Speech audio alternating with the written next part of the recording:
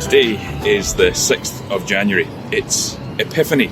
It's the day that we remember the visit of the Magi to the Christ child, the wise men who followed the star and came and worshipped the child. They were filled with joy when they met him. It's also the day that we mark the end of Christmas with. It's when we cross that threshold, we put away our Christmas decorations. But of course it takes on a slightly different tone this year because we've entered into a very different season once again. Let's reflect on Epiphany together. But to mark that, I'm going to put in some pictures of some discarded Christmas trees to remind us that this is the time when people start to unpack, or pack away rather, Christmas.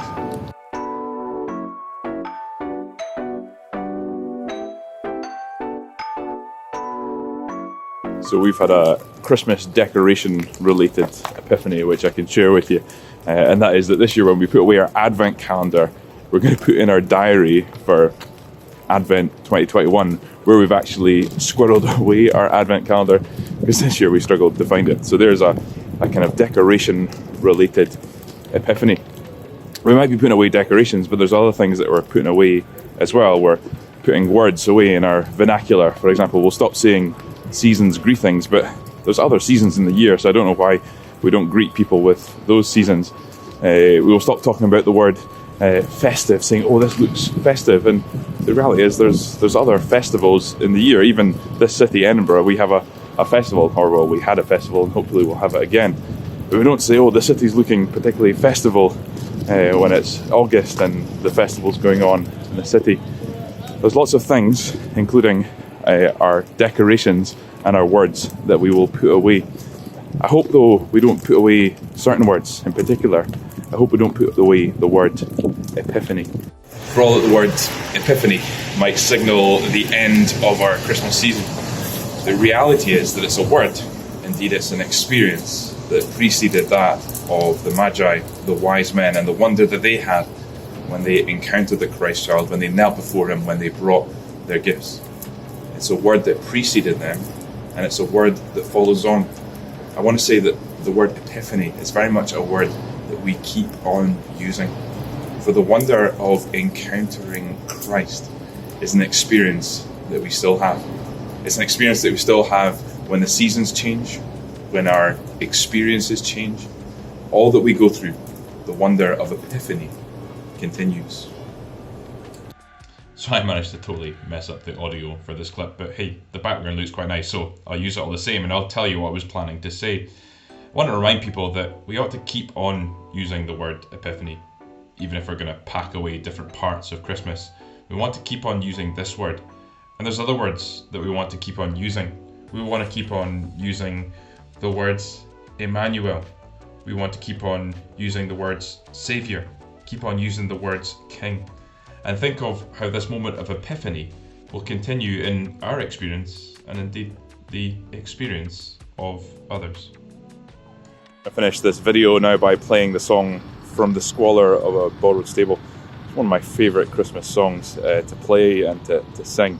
But also, it's a great way of remembering that this story, this message, this hope of Christmas continues on.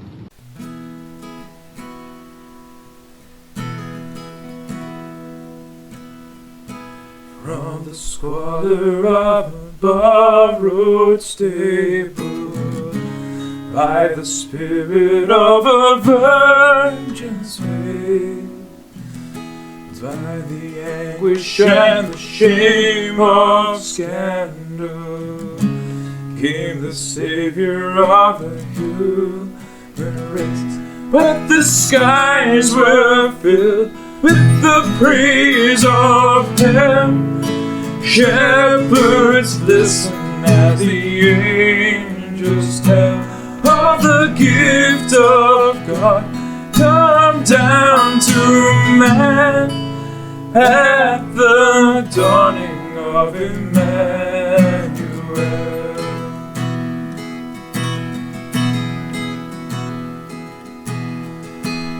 King of heaven, thou the friend of sinners, humble servant in the Father's hands, filled with power and the Holy Spirit, filled with mercy for the broken man.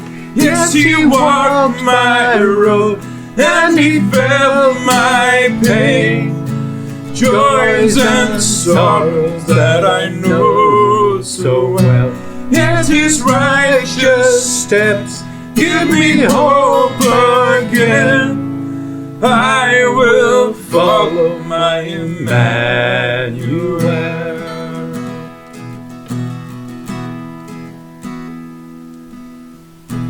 Through the kisses of a friend's betrayal, He was lifted on a cruel cross. He was punished for a world's transgression. He was suffering to save the lost. He fights for breath. He fights for me, losing sinners from the chains of hell.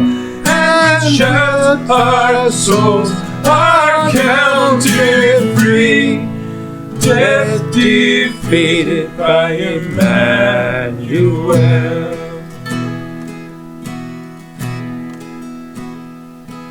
Now He's standing in the place of honor, crowned with glory on the highest throne, interceding for His own beloved, till the Father calls to bring them home. Then the skies will part as the trumpet sounds.